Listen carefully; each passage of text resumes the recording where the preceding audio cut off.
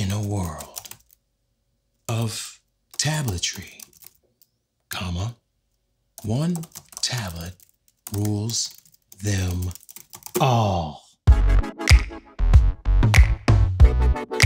What up, YouTube? It's your boy DT from Believe That TV, and I am here talking about this here iPad Pro 2020. Cause you know, a brother had to make that move. He had to upgrade, cause I just came from the 2013 first gen iPad Air. So coming from that to this thing, it is like full speed ahead, baby. This thing is super rocket fast.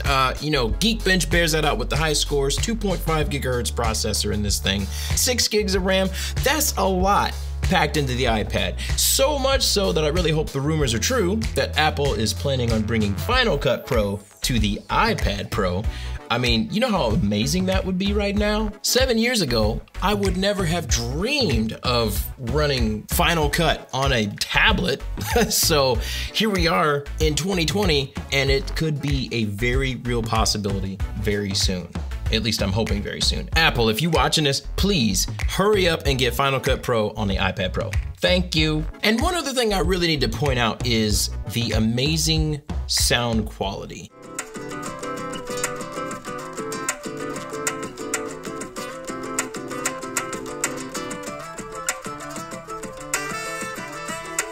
Most companies that make tablets and laptops, I mean, you already know how crappy those speakers sound. They're really thin, tinny, they're not really full of any kind of sound.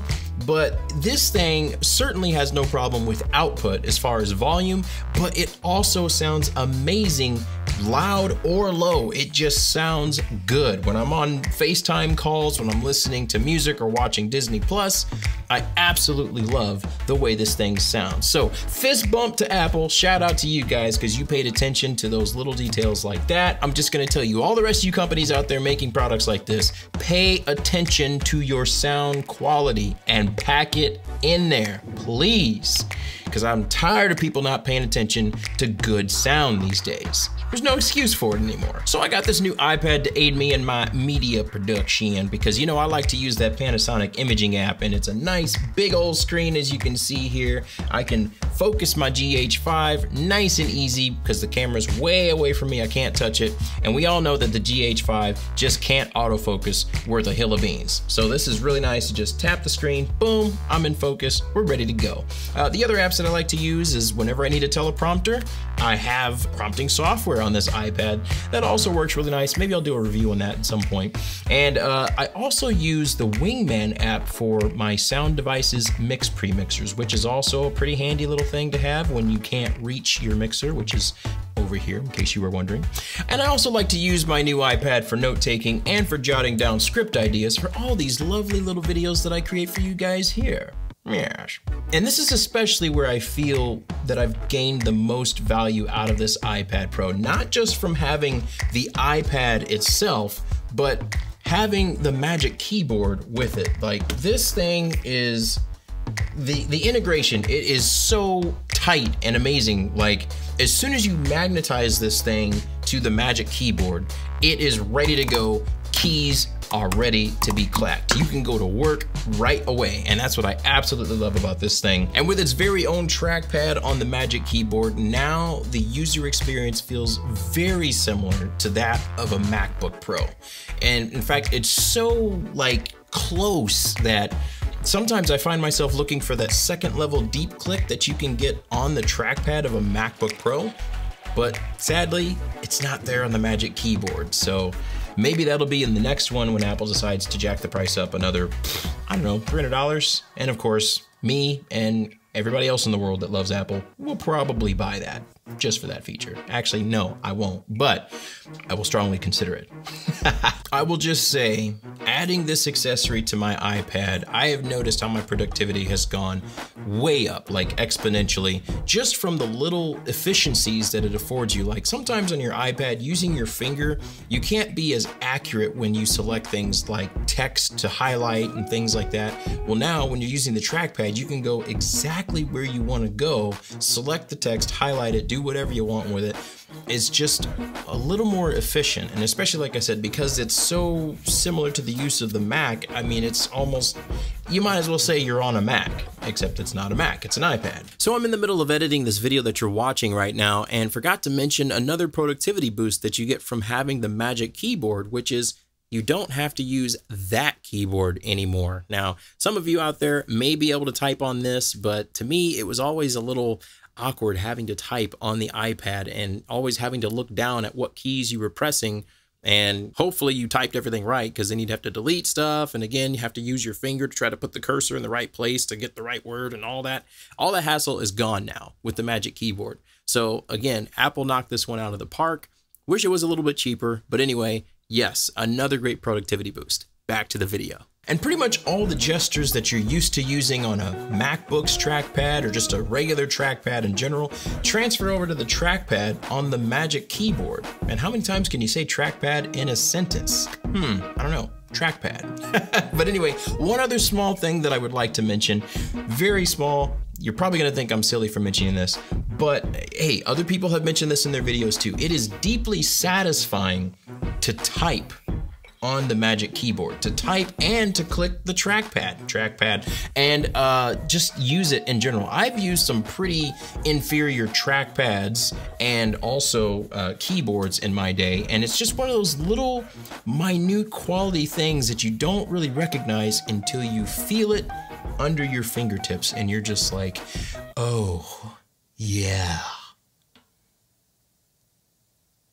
So yes, to hear the keys clack on the keyboard and to hear the audible click of the trackpad and to feel that under your fingertips, yeah, all I can say is it is just deeply satisfying. Now, that's not to say that with all this perfection, the iPad Pro is perfect. Now, it's about 99.9 repeating decimal percent perfect, but it's not quite there yet. I do have one small observation, and that's with the front-facing camera and the facial scanning tech.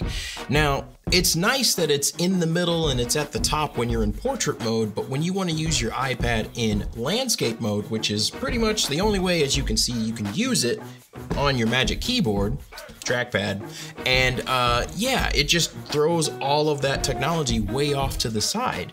So what I noticed from that is, for instance, if I want to go handheld with my iPad and I want to hold it while I'm doing FaceTime or whatever else, well, look at where my hands are. This is like ergonomically what feels good, where I want to hold my hands, but it's blocking the camera. So now I have to hold my hand in a weird way like this to make sure I'm not blocking the camera. There's no good place to put your hand there. So, you know, that is a small minor annoyance.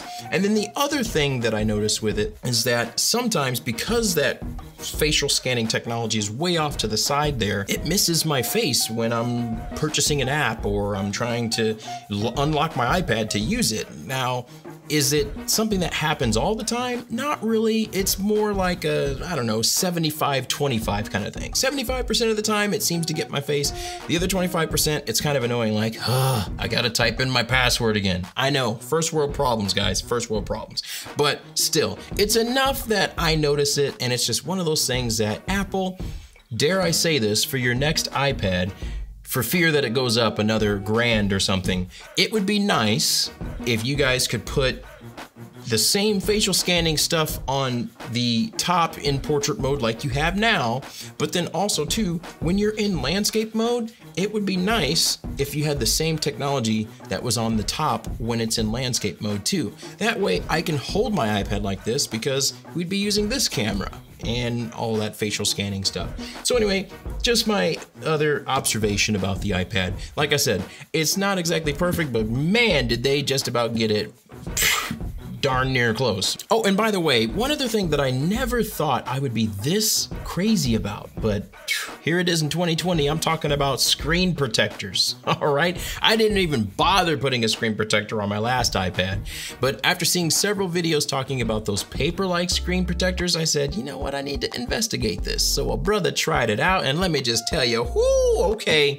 Now they say it feels like paper to the touch.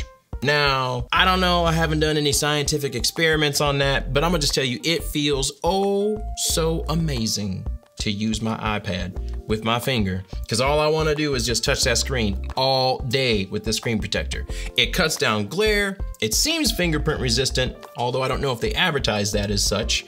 But let me just tell you, it gets way less fingerprints on it than the glossy screen that the iPad ships with, and it doesn't degrade the picture quality that's coming out of your iPad screen like other inferior protectors. So like all those are pluses for me.